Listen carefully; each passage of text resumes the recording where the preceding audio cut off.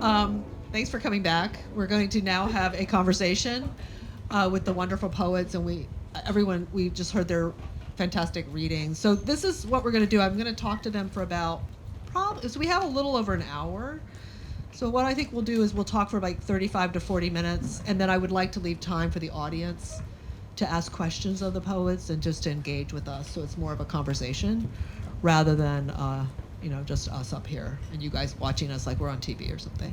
So, okay. So anyway, well, it's such a pleasure to have Will and Donmi here. I'm a great admirer of their poetry.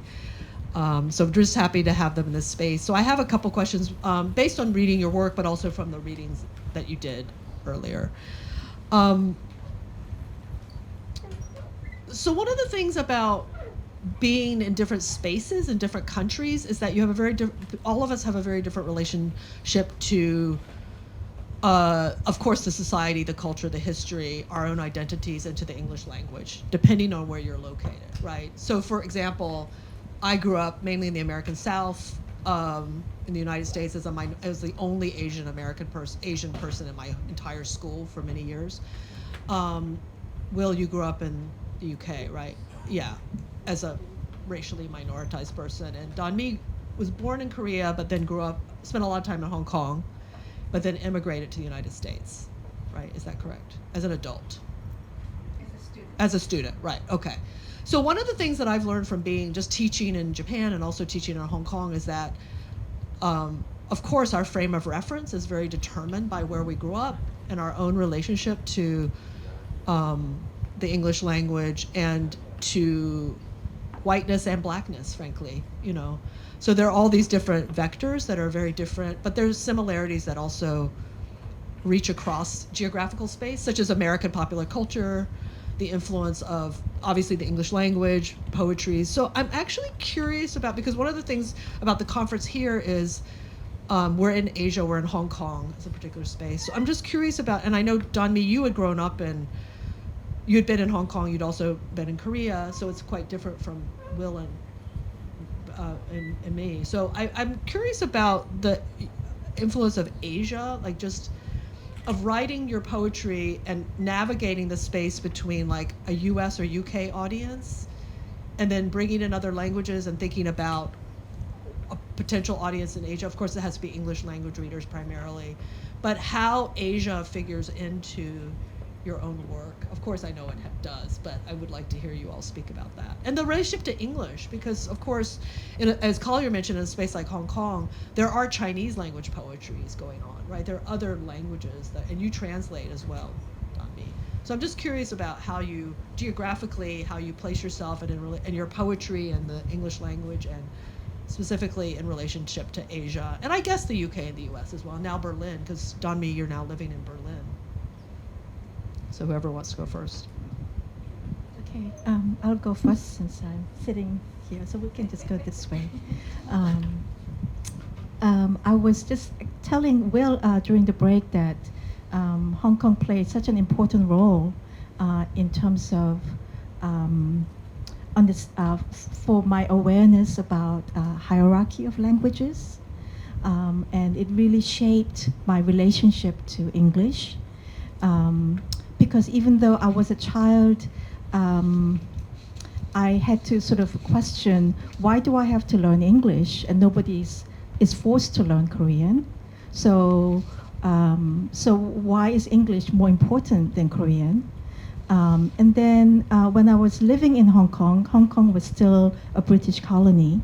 So then that sort of heightened my awareness of language in the context of colonial culture and the history. Korea was also colonized by Japan for 35 years. So I knew that history even as a child because you're taught that at school, and it's emphasized everywhere. So when I came to Hong Kong, I realized, oh my God, I'm really in a colony. This colonialism is really happening here. That's something that I thought about. And then But I was able to maintain my Korean because I went to a Korean language school on weekends. So I was in school every single day. It felt torturous to me, but I'm glad I did that because that's how I sort of maintained my Korean. And there was a small Korean library at the school. So I tried to read things that were translated from English to Korean. So I would read books in Korean as well as English just to make sure things that if I understood things fully or not.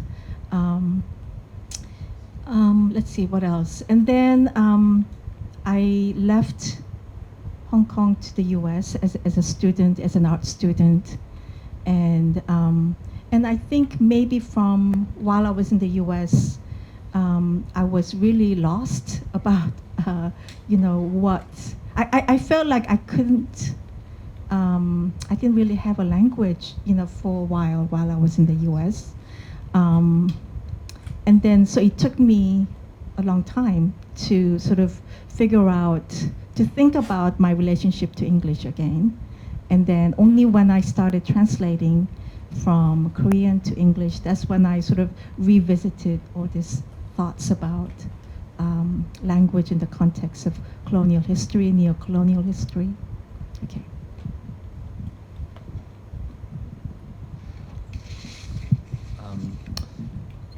So I grew up in London. My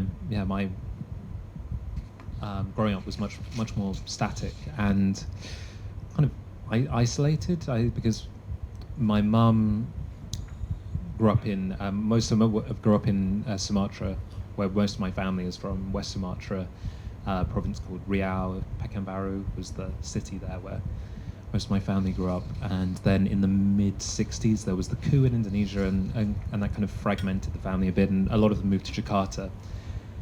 And eventually my mum ended up moving to London just to do a secretarial course because one of her brothers was living there, and she met my dad, and that was how she ended up staying. But it was kind of by chance, so there were no organic links to it.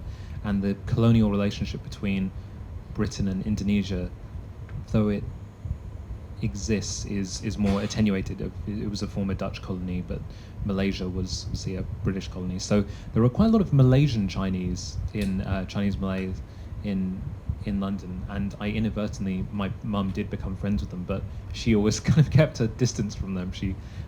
Which is a kind of classically Indonesian prejudice against Malaysians, and even though they were her only near neighbor friends there, but I grew up with a kind of sense of being the kind of, my mum being the only Indonesian I knew, and my family being very far away, aside from my dad, who was English, who had a very small family anyway. So actually one significant thing which I mentioned in that poem was that my mum ended up studying Chinese as a mature degree, and she took me for her year abroad to the University of Peking.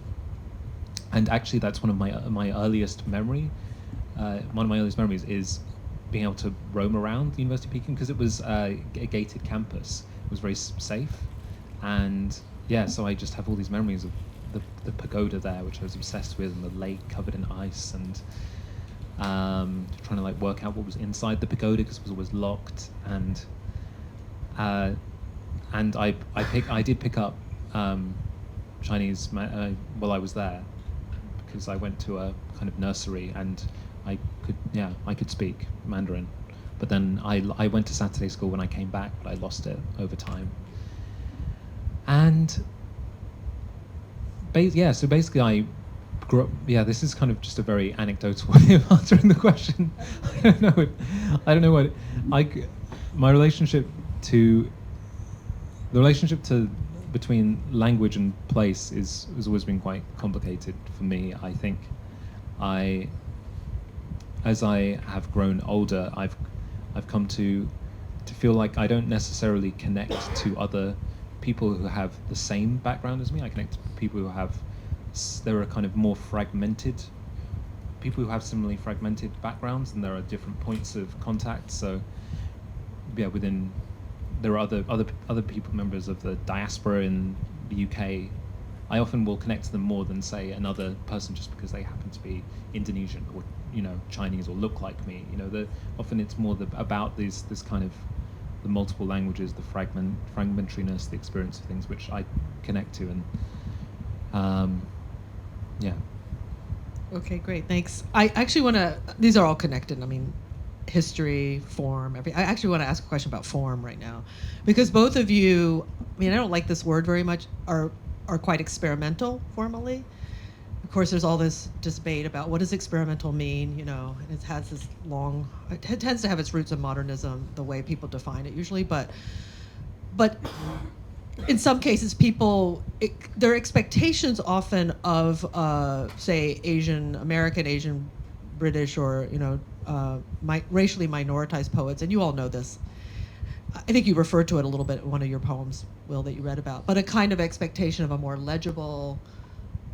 I hate this word too, so I'm going to say it. But identity poem, because identity is always given such a bad name, but it always means racial identity, and I, of course, have a problem with that. But there is an expectation of a more legible kind of poem that tends to be autobiographical. We know this, and I'm just curious how you both came to write the kind of more, again, for lack of a better word, formally experimental poetry.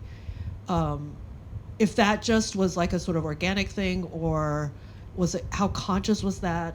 And of course, in some cases, readers and people are very scared by poetry in general. I think just the word poetry scares people off usually, but especially if they pick up a poem and they're just like, I don't understand what's going on. And I actually say to my students, it's really liberating when you don't understand what's going on. It's actually very democratizing. Because when people pick up a sort of formally experimental poem, there's no advantage to knowing like iambic pentameter or a Shakespeare. I mean, maybe a little, but not much. Like if you've been an English major and you know like all the forms of meter, it doesn't really help you that much with like a contemporary experimental poem. And I think that's great, because I think poetry should not be a country club. It really should just be open. And I don't think that it has to be a certain kind of poem that we expect, right? So I'm curious about, for both of you, what led you to write, because I'm sure, I don't know about Dami, because you weren't educated in the U.S. or the U.K., but the kinds of poetries that certainly for me growing up, it was like Robert Frost and typical stuff. It's not bad. I mean, I don't hate Robert Frost, but it's but it's just the kind, or if it's a kind of poem, it's by a minority writer. It's usually pretty representational, because that's the kind of thing that got selected, right? So I'm curious how formally, and again, I don't think any of those formal decisions are separate from questions of quote unquote content or history or whatever. People separate it, but I'm just curious if you all want to talk about that a little bit.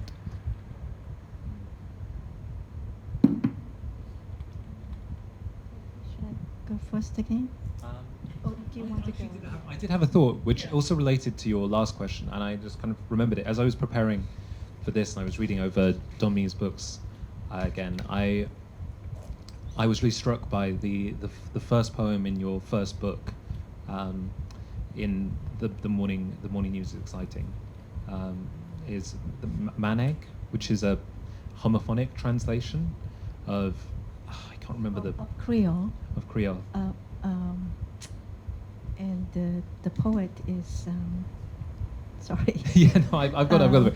But yeah. but the fact it was a homophonic translation, a kind of a form of mistranslation that you kind of began with, and that was basically what began Rendang as a project. The first poem is a concrete poem, which is just other words in the dictionary beginning rend, and this kind of facile, kind of silly, stupid connection between rending and rendang, and obviously they have no etymological link. But I was really struck by the pun. The pun link across languages, which feels often how I kind of relate to identity through this surface connection, and that to me is one of the exciting things which translation brings out. It's not the kind of I can't speak to it the way Don me can anyway, but it's not the translation of one kind of pure or coherent culture into another,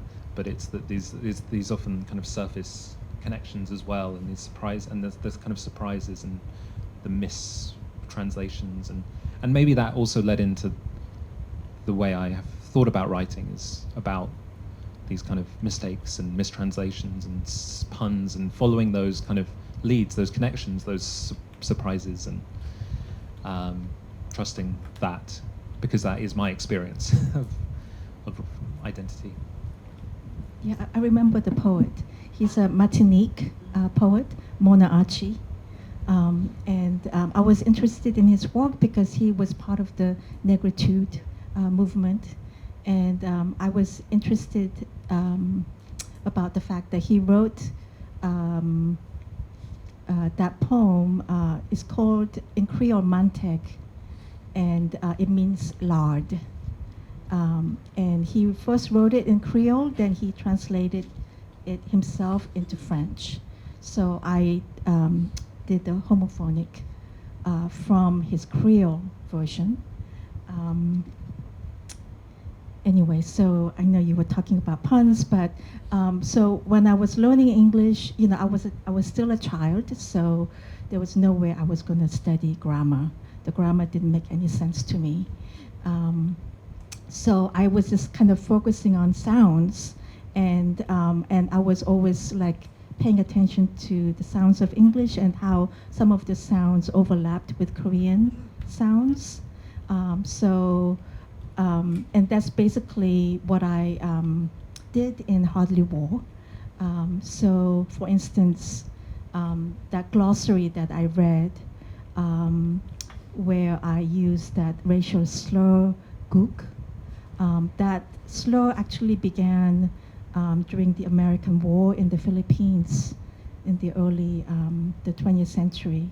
And so that's how, you know, the language of dehumanization started, you know, with that particular word, gook. And then it was used again during the Korean War, then again in Vietnam War.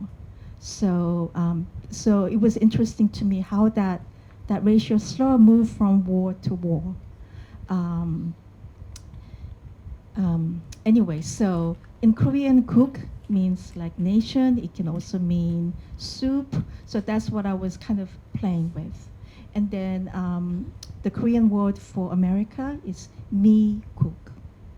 So then I tried to subvert that as me, you know, equals cook. And me in Korean, it means beautiful. So that was, you know, part of the cultural imperial propaganda, how beautiful America, you know, how prosperous and beautiful America is. So that's sort of what I play with.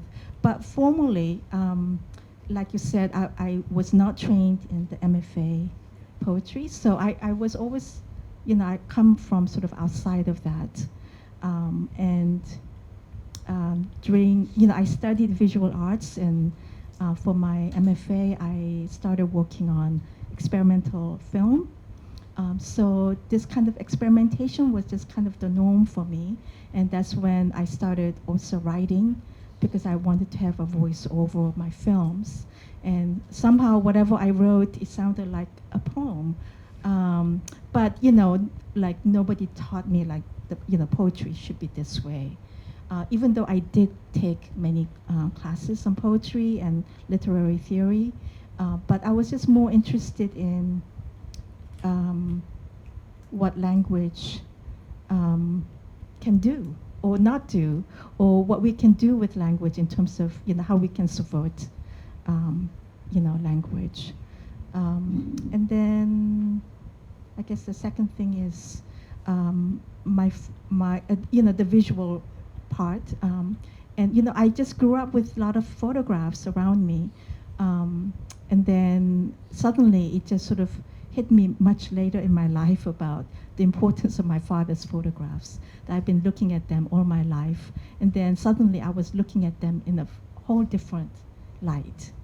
And so that's when I started to incorporate my father's work into my poetry, because photography was his language. So the way to incorporate his language and what he has witnessed in terms of historically, so that was a way to bring those two things together.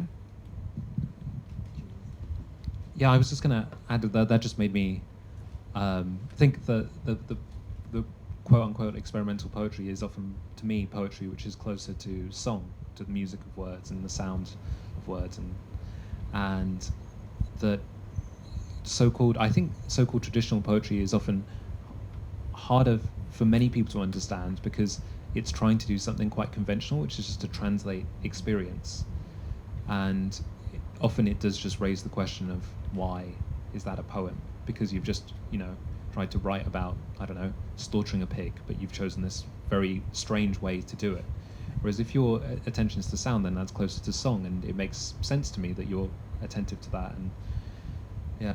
Right. I mean, that's actually a really good point. Both of you have brought up issues which I'm interested in, which is just the long history of pedagogy around poetry and the ways in which things have been normalized. So if you grew up in sort of the United States, I think, or the UK probably, the kinds of poems were taught in school from grade school onward into university, and the ways in which poems are talked about is just really normalized. So we don't even question it, frankly. And I think it's really interesting, like you were saying, Dami, well, first you're an immigrant and you weren't in the MFA program.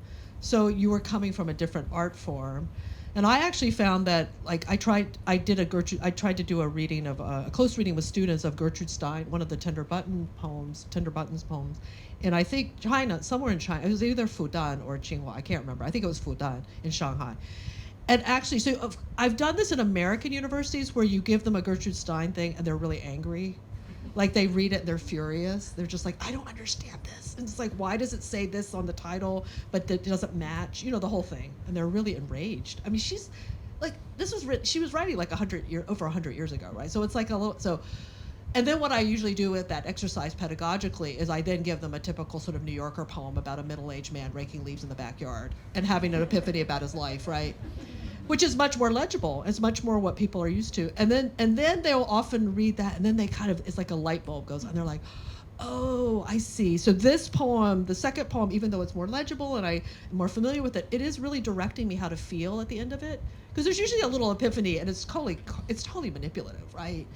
And then they go, oh, so then they understand Stein in a way that values her more. Of course, initially they're like, my grandmother can't read this. This is not poems that, she could relate to. And I'm like, okay, let's talk. But it's interesting because when I tried to do the same exercise in China, they didn't have a problem with the Stein because they hadn't been socialized in that way to think that the poem should be like, I mean, I'm sure some of them are getting the Norton and stuff, but at least with that particular group, they were like, oh, and they were just noticing stuff about the Tender Buttons thing and say, oh yeah, I see this and this, and it was just completely like, and so then my exercise couldn't really work, right? Because they weren't going like, oh, this is awful, and then, so then of course you realize how much of how we're taught poetry is completely ideological, racialized, gender, all this stuff that you don't see really. I mean, this is the thing that I'm trying to always fight against, and it's very difficult, right? Because people get enraged if you say, well, war and violence are actually linked to the forms of poetry and actually the way we think, and people just hate that because they love poetry as a private thing, they love it as a special thing.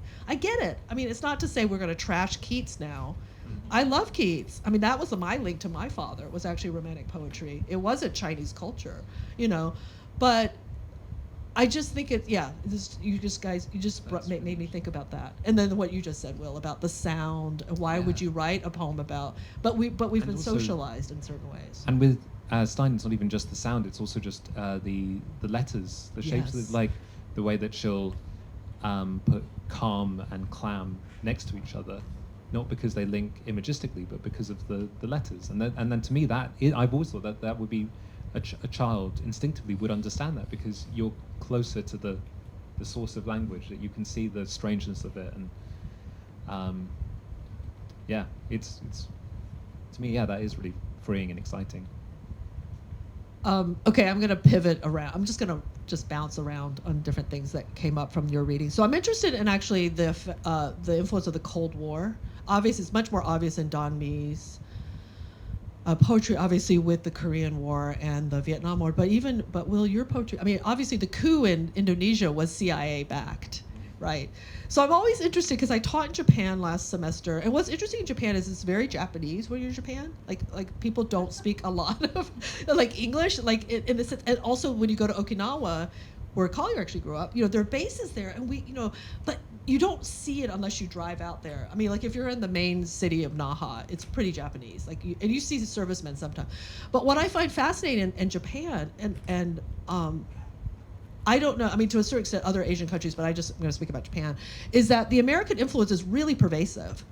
I mean, like the U.S. again has 900 military bases around the world. A lot of like in Tokyo, the plan for where the rich areas are, where the U.S. high officers used to live. So there's actually this undergirding of life in Japan that is very influenced by what happened in the war, of course. But then there's this like love of Americans, which I'm always like baffled by, like a complete love of white Americans, right? Like, so I taught a class last semester on Martin Luther King and Malcolm X. And a lot of the students, and this was in the English department, and so the students, I only had 3 students, but they had never heard of Malcolm X, ever. And then, of course, I started showing them all these videos, and we started looking at all this stuff, and I was thinking, oh my God, they're gonna be so bored because it's like the same violence, And they were fascinated because they just said, I can't believe that like little black kids were being like bombed because they wanted to go to school, like with white kids. They just were shocked because the view of the United States is generally, positive generally, and I'm like, but how about Hiroshima and Nagasaki? I don't get it, but anyway, I think what I'm saying is that the influence of the United States, its militarism, it's the Cold War activities that continue now, the stuff that we see now, as we know, because the Korean War never ended, all the stuff that's happening around the world, and I would include Gaza right now, which is just horrifying. It's so pervasive, and yet in some ways oddly cordoned off, like, for people, if you don't think about it. And I'm just curious, I mean, because also when I travel around, I hear jazz a lot on the radio. I mean, you hear jazz just everywhere. That's Black American music. So I guess I do want to know how this American influence, both militarily, historically, popular culture-wise, everything, how does that... I mean, I know with Don Me, of course, it's a huge influence on the poetry, but also Will too, and how that backdrop of a kind of ongoing Cold War thing, which I don't think really ended, how that does or does not influence your work. And it can be indirect, but I'm just wondering, yeah. I didn't really, well, actually, okay, I will, there's so much to say. I grew up, while I was growing up in South Korea, in Seoul, even then I saw American GIs. And then even when I visit South Korea now, it's very normalized to have military vehicles around, and there's like a mandatory military service that South Korean men have to serve, like 2.5 to 3 years. So you can see many of those wearing military outfits. And anyway, this is just to say that, and then of course there were many bases in South Korea, but they've all been kind of consolidated. And they're moving from the DMZ, the 38th parallel, to more sort of the central part of South Korea now, because all this military buildup and the installations, they're really not really aimed at North Korea, but they're really aimed at China. So basically, I think of South Korea as one big military base for the U.S. So that's why I say it's a neo-colony. And Japan, in many ways, even though Japan is more powerful and more prosperous within the Asian context, Japan is also a neo-colony. 40% of the land in Okinawa is used by the U.S. military. I've been there in 2000. Anyway, so I didn't really think about this while I was growing up in, South Korea, of course, not only because I was a child, but because that was all normalized, and I only really became aware of it after I was in the U.S. a while, and I joined International Women's Network, called International Women's Network Against Militarism. And so these were women activists and scholars and students who were trying to connect all the dots of the impact of militarism, especially U.S. militarism, on women and children in the Philippines, Japan, Korea, Hawaii, Guam, even the U.S. The U.S. is also impacted by this because a lot of our tax monies are going to the military instead of to the social programs. So even though it may seem invisible, it may not, as if all this military violence is happening outside of the U.S., this kind of violence is also within the empire.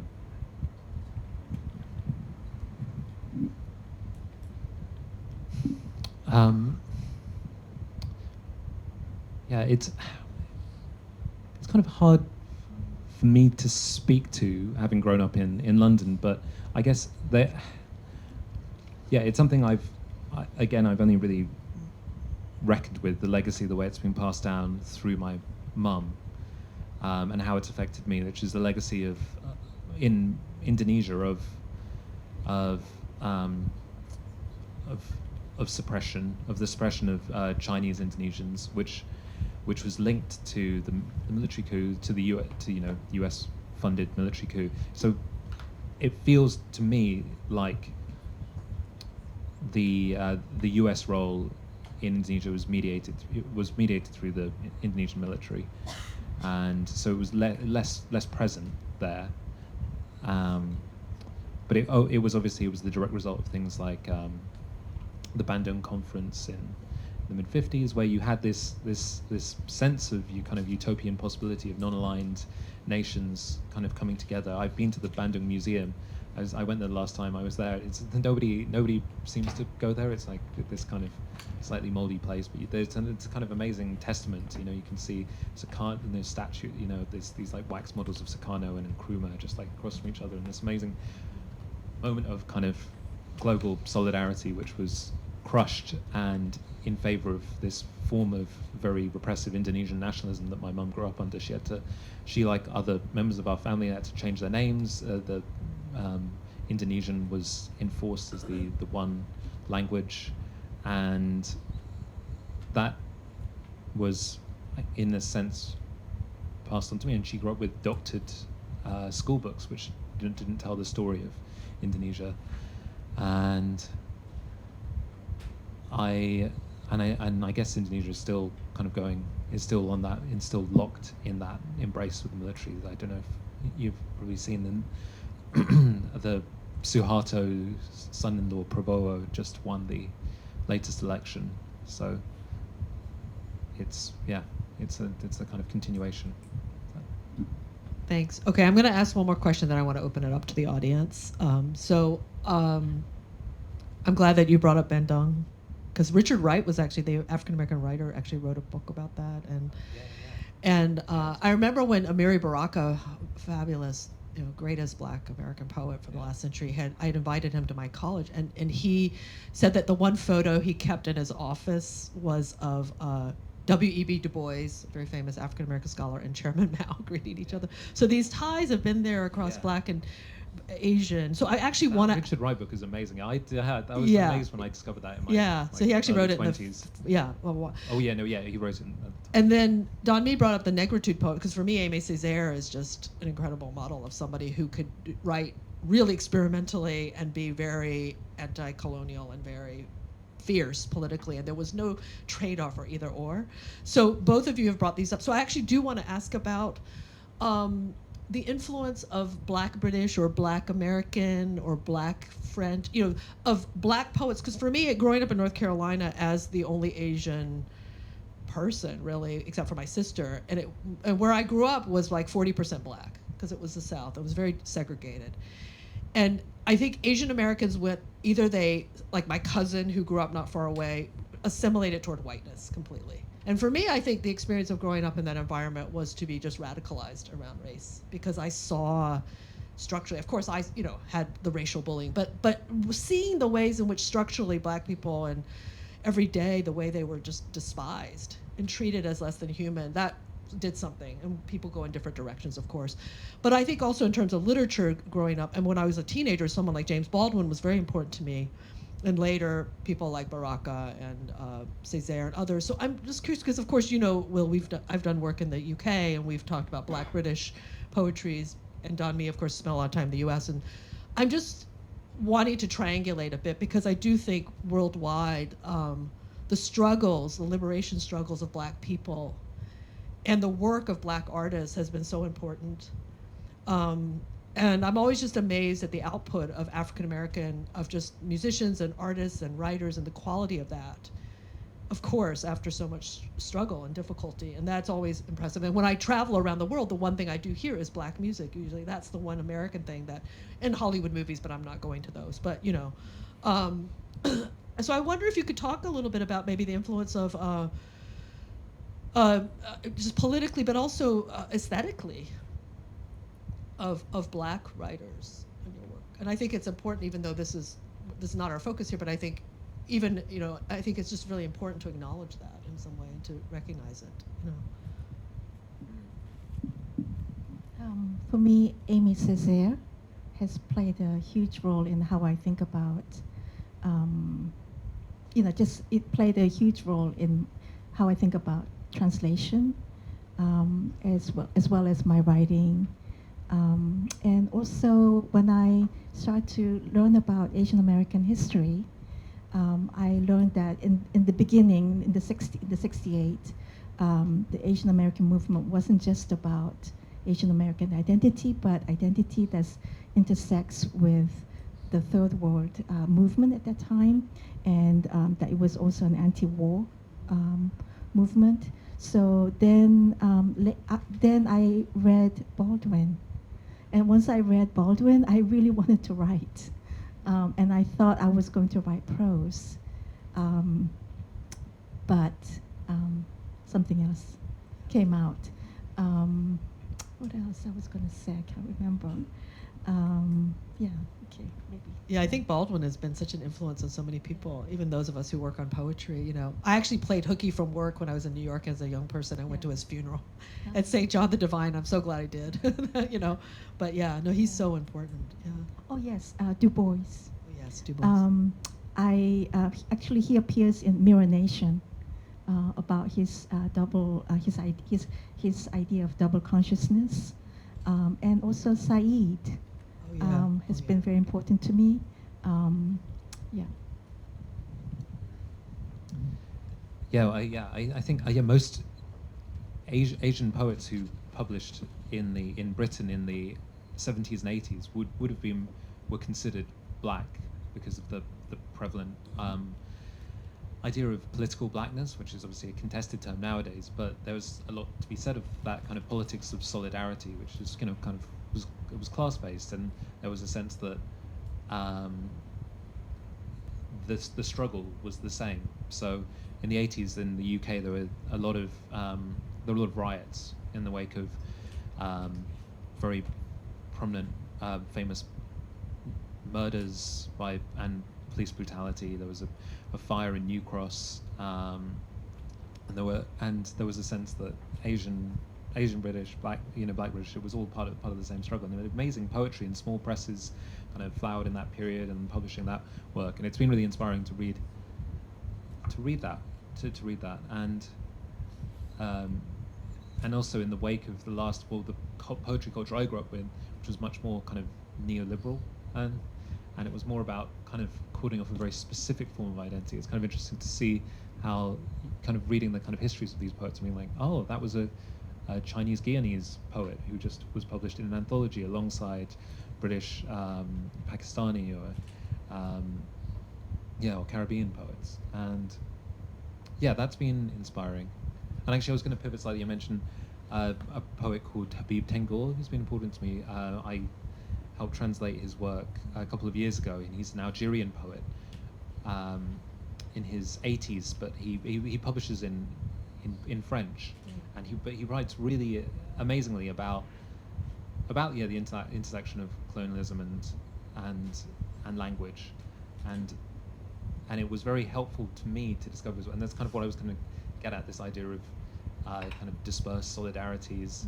So he talks about how, well, I mean, he grew up with a kind of familial form of Arab, which he could have written in, but that would have also been another, that was another older colonial imposition. So he talks about how, like, language, language of the mother is also always the language of the teacher, and that there's no kind of simple escape from it. And for him, poetry is about discovering this kind of incantatory spontaneity from inside the servitude of words, and the kind of multiple binds of Algerian history, and how he writes into and against that were really inspiring, because there's kind of no solution linguistically or within the choice of language to what he could do, but except to kind of embrace these kind of horrible paradoxes and ironies and still write through it. Right. Yeah, Dominique, did you want to say something? I just want to say about Césaire. When I read Césaire, I just love this very short formula he gives, colonization, and he uses the equal sign, thingification. So that's how I started using the equal sign in my book, Hardly War, as just to signal that. Yeah. Yeah, I am a great admirer of Césaire. In fact, when I was thinking about writing on poetry and when I was doing my book, they're actually in the history of English language poetics. There's just certain moments where the question of aesthetics and politics really intersect, right? But not that often. I mean, of course, it's intersecting all the time, but in these movements, so like Romanticism, God, I'm blanking now. Black arts, obviously, Frankfurt School, which isn't really U.S., is not English-based, but negritude. And those are huge. And also Said was a huge influence on me, too. I would say probably Orientalism was the single most influential book on me in my scholarship, because it was just a moment when you read that book. And of course, no more, so relevant. It just breaks my heart when I think what he must be thinking now about what's going on in Palestine. So I actually think we're going to open it up to the audience now. It's 11:52, so we have about 23 minutes. And I think people probably have questions for the poets, and we can have a conversation with the audience as well, or other poets as well, other people who are anybody, attendees, other poets. So we have a mic, so if anyone, so you if just you raise have your hand. questions or something to share, so raise up your hands and I will pass you the mic.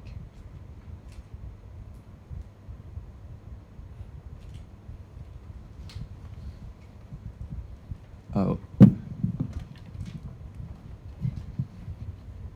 This is a question from also a student of MA in English Literary Studies, and I want to ask Mr. Will Harris, and in your poem, since I'm from mainland, in your poem, after the queening plant and the voice notes, you mentioned 2 times the Peking University and Beijing, and about the dorm, and I think it's related to your mother, right? And about your childhood.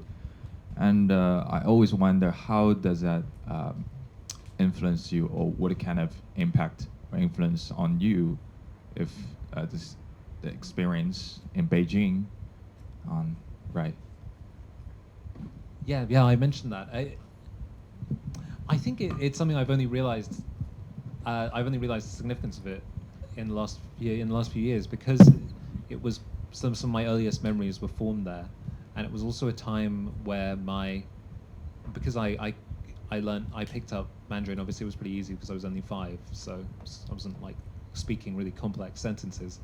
But it was a time when my appearance, my face and my speech mapped up, and then I came back to England to school, and I was kind of a bit behind, and I kind of struggled for a while to catch up. But I think so it took on this kind of, without my realizing, this kind of significance in the back of my head, as this time where I was kind of at peace, where everything kind of made sense and fitted together in a way in which, growing up in London, I never felt like I fully fitted in. So even though I'm not, I don't have a family link to Beijing, it was a weird time of kind of personal harmony. Thank you.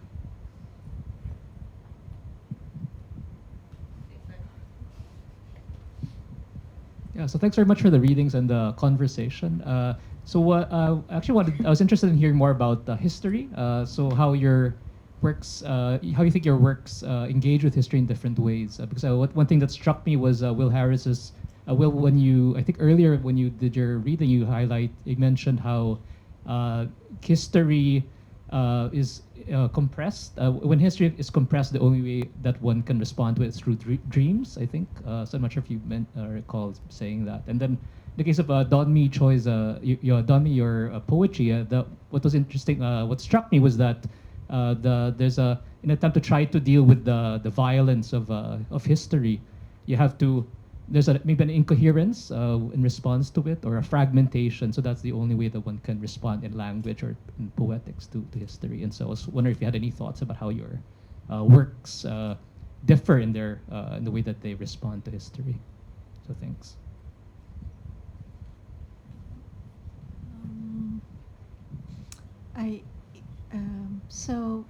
One of the ways that okay. So one thing that I was trying to do in Hardly War and DMC Colony, as well as the new book Mirror Nation, the sort of my long-term kind of goal was to re-narrate, reinterpret the history that's been given to us about the Korean, the contemporary violence of South Korea.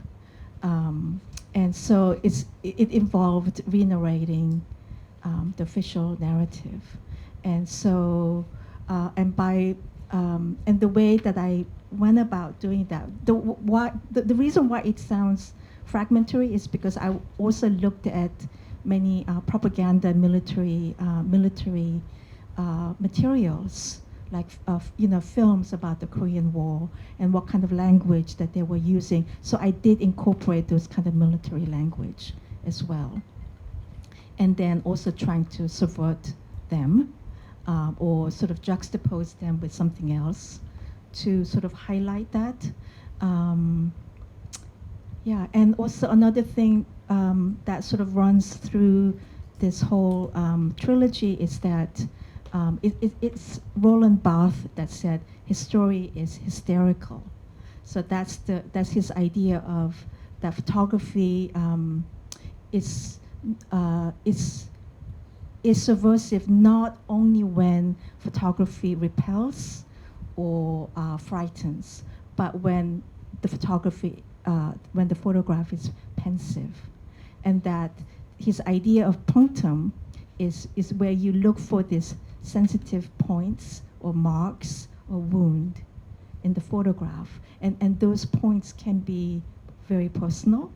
So I'm sort of narrating these wounds, those points, those marks in the history. So that's very different from, actual sort of, I don't know, history writing, like the official history writing. So I'm sort of translating those marks.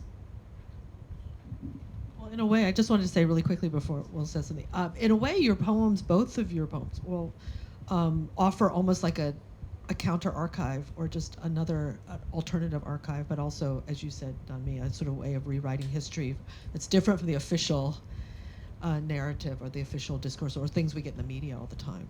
So I think poetry. Well, I love poetry. Poetry actually has that capacity, as we know from many other poets, including very problematic people like Pound, that you could put history, you can put all these non-poetic things into it, things that we consider non-poetic, like primary material, law, legal stuff, economic stuff. You can put it all in poems. It's very capacious. It's not just beautiful, flowery language about descriptive language about flowers or love, which is the stereotype often people have about poetry.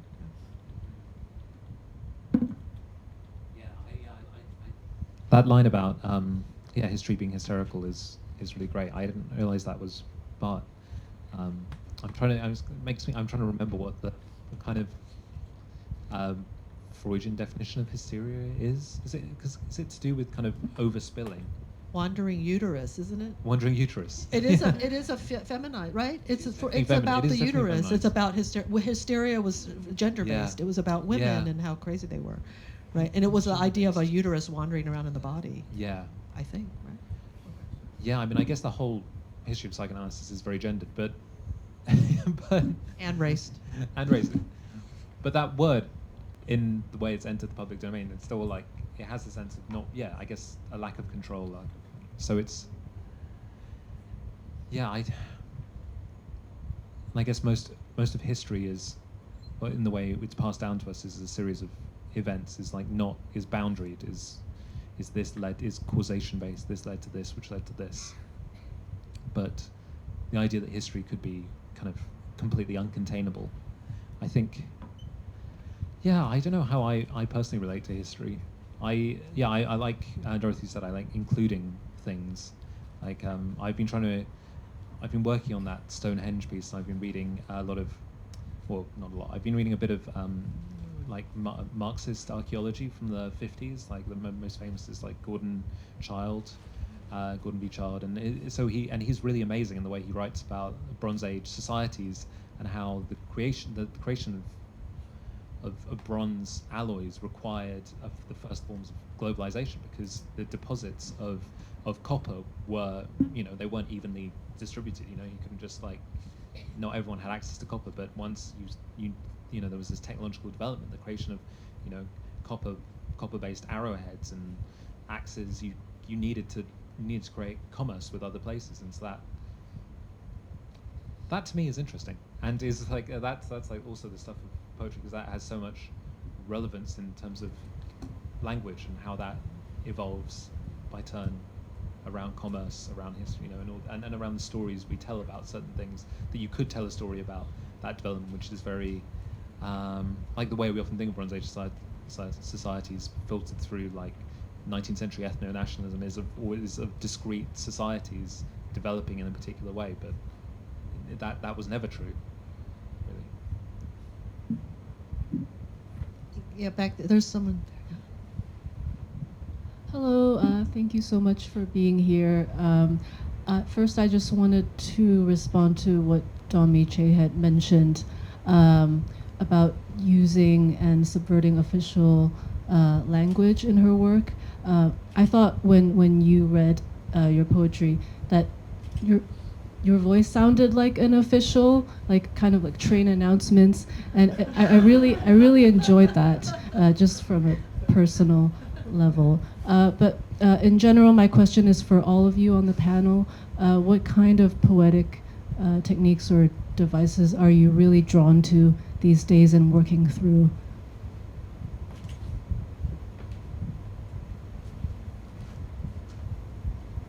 I actually wondered also whether Teresa Hakyung Cha has been an influence for you in relation to that, the different, yeah. But before Teresa Hakyung-ja, I came across Myung-mi Kim's poetry, and that just happened accidentally, because I was in Seattle. I was at the Seattle Public Library, and I was just browsing. And at that time, I was just sort of starting to think about translating.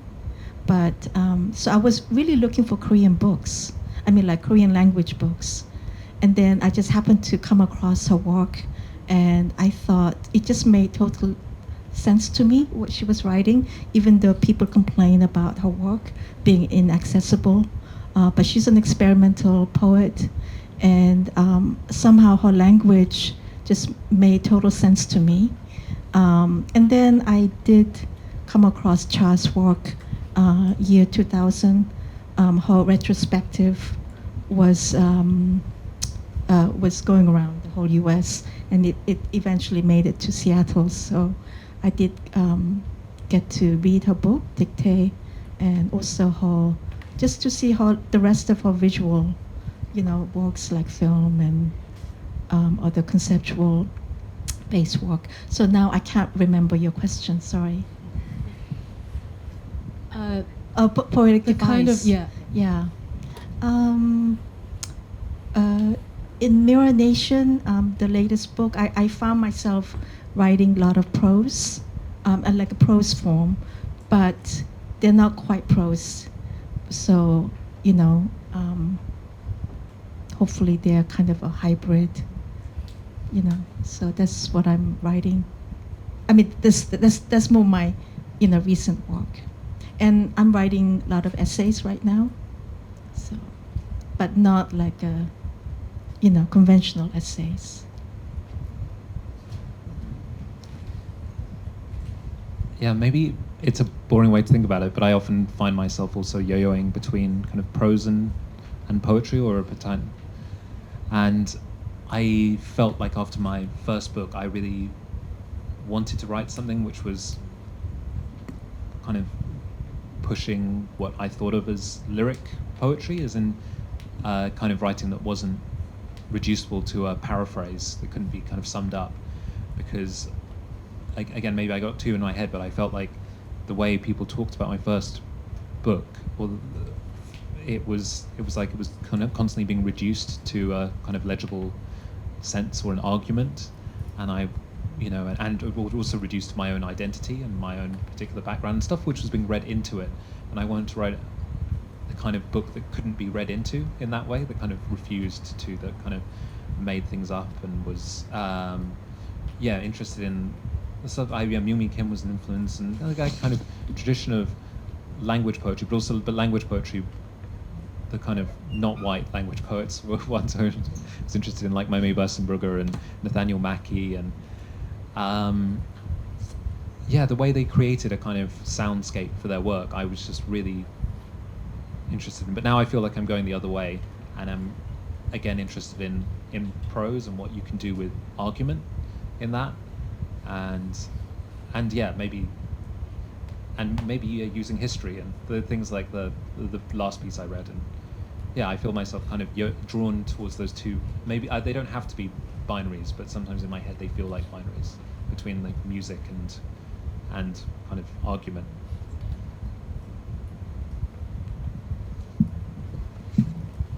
Other questions? Over on this side of the room. Yeah, we're gonna hit this side of the room. Hi, just to follow up on that, I was just wondering how both of your work is received by readers or otherwise, because maybe I'm imagining it, but I sometimes feel like there's this tension between Asia and also just a world of English writing in the UK and the US, and how Asian writers are positioned in, for instance, somewhere like London and New York could be very different. And I was wondering, just what has been the response been like to your work when you go to either reading internationally, back in either Southeast Asia, Korea, and how that differs from being in the US and the UK.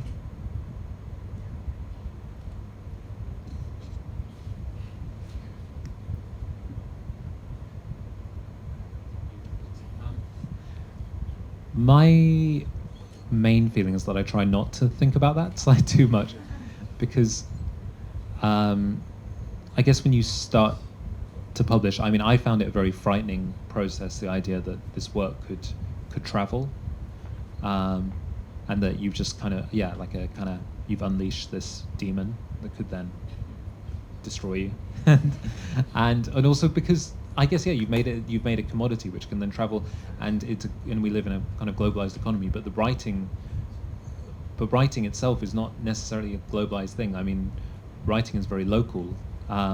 Within England, if I go to a different part of the country, there'll be a completely different writing culture and scene. And again, how I'm positioned will shift so much. If I'm in the north of England as opposed to in London, and you could go mad trying to think about all of those things. And so I generally think of the audience I write to as being people I know, and I recognize that, like I said before, my work could not be received in the same way in different parts of Asia, because it just takes on a whole different meaning depending on the context. I have a lot of things to say about this, but I think that if my books came out like, I don't know, before 1990s, like when I was in the States, I went to the States in 1981. I was, for a long time, for like maybe 20 years, I was not considered a Korean American or Asian American. I was just viewed as just a Korean. So then I don't know if I had it together then to write all these books, then I don't know if how my books would have been received then. Yeah, and then when I go to, I read once in Korea at a poetry festival that was just like, I don't know, almost 2 years ago.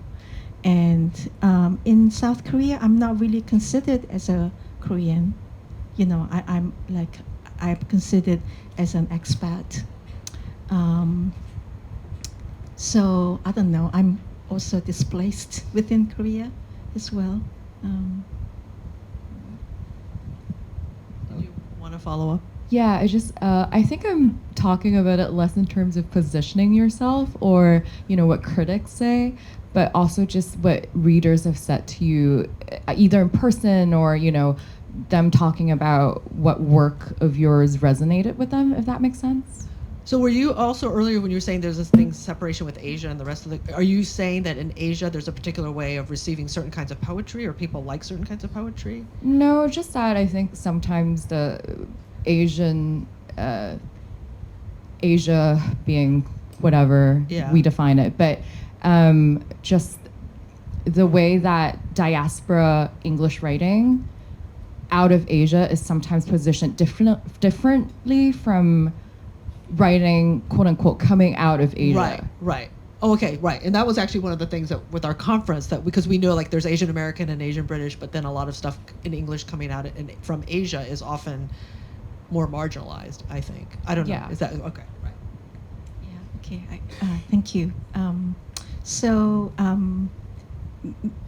The younger Korean American generation now, sort of like I'm kind of like their parents' age, and they grew up with parents who also grew up like me, with the Cold War ideology, anti-communist ideology in South Korea, and that was very intense. And after their parents immigrated to the U.S., they sort of maintained that. So this younger generation, they grew up with this very anti-communist ideology, and then so when they read my book, then they're sort of they feel relieved that what they've been thinking wasn't wrong, and that it was just so this gives them this kind of a, I don't know, not an affirmation but just an alternative understanding of history, and that is not just South Korean history. This is U.S. history.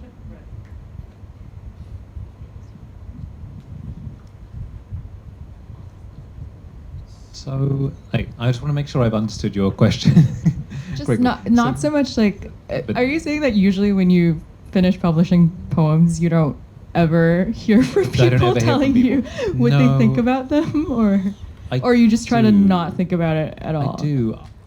To be honest, I do try not to think. I do have those conversations, and I actually find them so awkward sometimes that I just suppress the memory afterwards. Often, even when they're good. You don't have to share if you're not comfortable. I wish I had a good anecdote that I could share, but often it's just surprising. It's surprising because it's surprising what people take from work. that's especially when you write a poem, which is a kind of open-ended object, and that people, it's very hard. It's kind of hard to summarize. Often I will also just get lots of white people who come up to me and say that they've been to Indonesia, or that they have a lot of people with like adopted Asian children often are like, I bought your book for, and again, what do you say? That also isn't answering your question, but it's just a sampling of of odd things people say. I'll just make a quick comment because as a critic, because I of course am a scholar, I'm not a practicing poet, but I can just say because I'm getting old, that I have seen that arc for decades of a sort of shift, but not complete shift. I mean, I think in the terms of earlier, because when I went to graduate school at Berkeley, there was no, people weren't doing Asian American literature. It was just beginning. So people have to understand that there was a struggle, a huge struggle by students in California and New York and everywhere to even have these writers taught. And when I went to graduate school, you know, I thought I was going to work on William Faulkner when I went into graduate school. I was going to do Southern literature. And so then it was just an informal group of us. That was a year that they were doing affirmative action. And they brought in some of us, and we just informally read Asian American literature on our own. But there was nothing, it was hard. You know, like in the 60s and 70s, students struggled against institutions. So I want people to understand that this is not like we're sitting here now, it's like, oh, great. It wasn't like this. People weren't even teaching black literature in English departments. Black literature was considered bad, secondary, crap. Genius people like Baldwin. So over decades, because I can say, just having watched certainly the Asian American shifts, it's just amazing. I mean, the production now of so many people writing, experimental writing, but that was very hard won and hard fought. Because in the early years, a lot of times, you know, very early on, people were reading it through a very Orientalist lens. Like, oh, they don't really write English very well. You know, like, I remember there was this novel that was sort of modernist called Crossings by Chuang Hua. It was a pseudonym, but a pen name, but in the 60s. And when that first came out, I mean, I just read the reviews of it. People were like, it was it was experimental for that time. People were like, oh, she just doesn't know English very well, you know? And I know going to school and being in classes where people were like, is English your first language? I mean, so we were getting asked stuff like that. It's at a very basic level where people are just like, you don't actually know English because you're Asian. And then I think in the early reviews, because I remember when Lee Young Lee's Rose first came out, which was significant in 1986. I was working in New York as a young person. He's like the son of a Presbyterian minister. He's very influenced by the Bible. So, but a lot of the reviews were like referring to Confucianism or Buddhism or Chinese stuff. I mean, which is fine. I mean, but it really isn't relevant for him. So the fact that any of us even worked on Asian American literature in the academy or wrote, that was just really hard.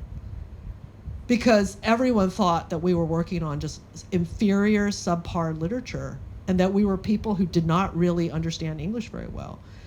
So I just think that what's happened is amazing, and I'm really glad to hear that. I'm really actually very happy that Will can say, I don't have to think about it. I mean, because in a way, it was so hard before, and I get emotional thinking about it, you know?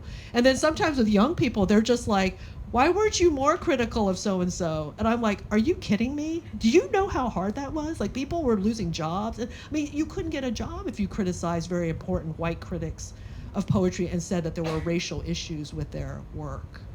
So I just want people to remember that this is only a few decades ago, because I'm not that old yet, but I'm old, but I'm not that old. But the fact is that even just in the few decades since I was in college or in graduate school, and the fact that then we could do stuff in the UK, and a lot of the stuff that happened in the UK was influenced by Asian American struggles, and we were influenced by Black American struggles. But it was not easy. And you would think, oh, well, of course, why can't we just teach American poetry? Why do we have to have Asian American or Black American? Because if you just had a thing called poetry or American poetry, no one would teach any Asian American stuff or Asian British. They'd probably pick one person, their favorite mascot, and they would teach that person, if at all. So I just want to remind people how hard it has been.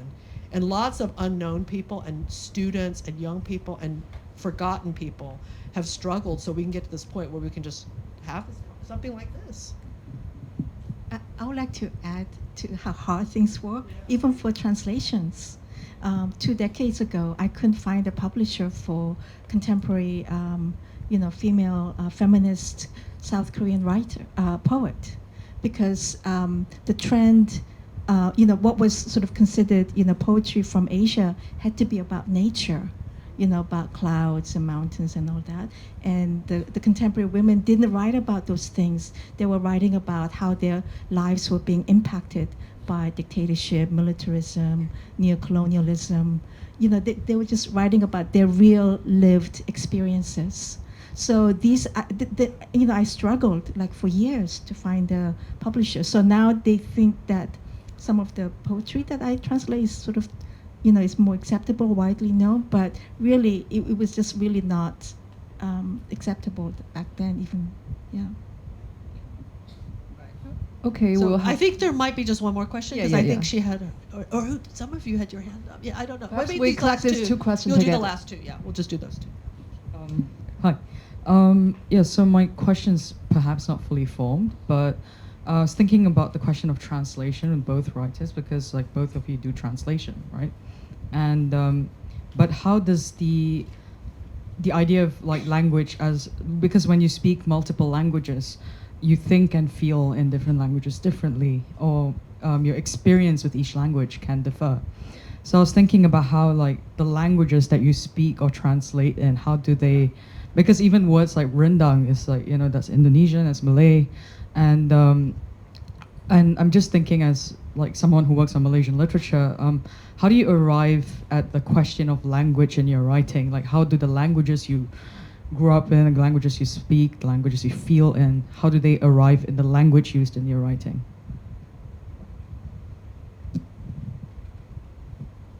Thank you very much for the panel. So this is also a question about translation, so I guess maybe that's apt that way.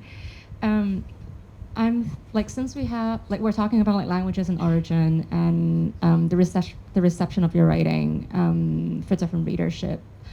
I'm thinking of how translation comes into play in your practice, both with Kim Hyo-sun and Habib Thankor in mind, but then translation in a broader sense, like this translation of the self and the translation of somebody else, like what's that process like for you, and how do you think that enriches your writing in turn?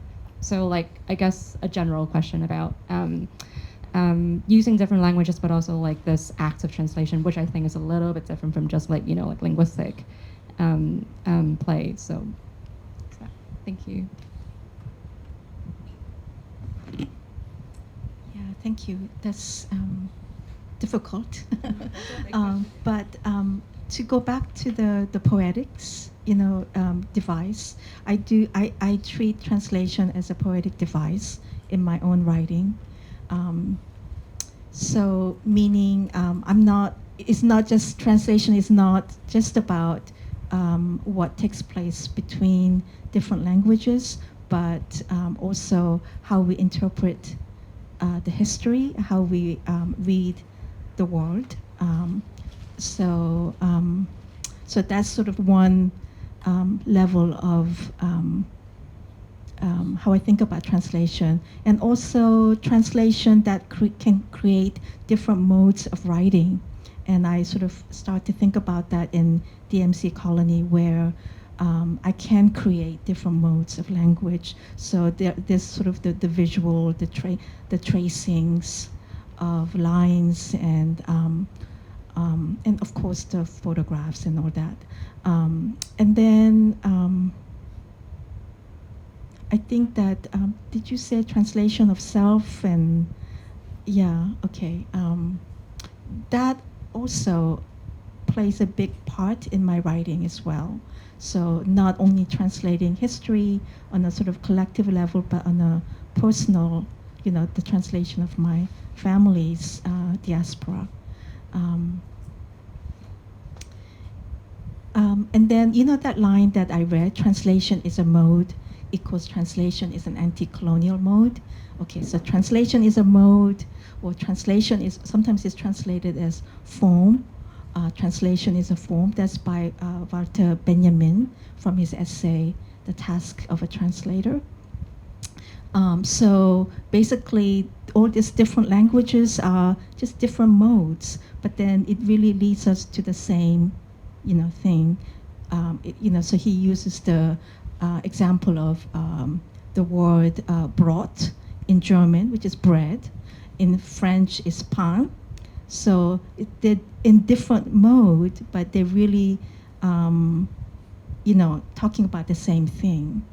And then, so then I sort of attached that, used, of course, that equal sign, Césaire's equal sign, and then reinterpreted that, connected it with the idea that translation is an anti-colonial mode. So, so it's about like, you know, how in poetry we can use, you know, for me, this is like how I can use poetry to generate these anti-colonial mode of writing. Anyway, so I'm sorry, I'm getting tired now, so I can't. Jet lag is setting in. Yeah, Will, do you want to say something? Yeah, I can just briefly. I don't really think of myself as a translator. I'm like a baby translator. I only done a small amount. And the way it worked was that we just did a small selection of poems by Habib Tengor from non-published manuscripts, and I co-translated it with someone who was who'd never translated poetry before. She'd only done kind of, I don't know what you call it, like commercial translation. And what we do is we'd each do separate translations of the same poem, and then we would compare our versions. And it was a really fun, very labor-intensive way of doing it. It was really slow. But then we go through it, and it was. And I actually can't imagine not translating poetry as a result, because to me it was a device, like a game, and it was we both saw and missed different things each time, and yeah, that was what I enjoyed about it. And I actually remember there is like a secret translation in my first book, which is a homophonic translation of a Théophile Gautier poem called it's called like White Symphony, and because I was writing about whiteness. And yeah, I think that aspect of translation is something that is always I've been drawn to, is the kind of gain the surface of language, the way that even if you don't dream in a language, even if you can see certain things, that you can feel certain things and access certain feelings, and by kind of moving into it. And yeah, I don't know. I just remembered what I was going to say.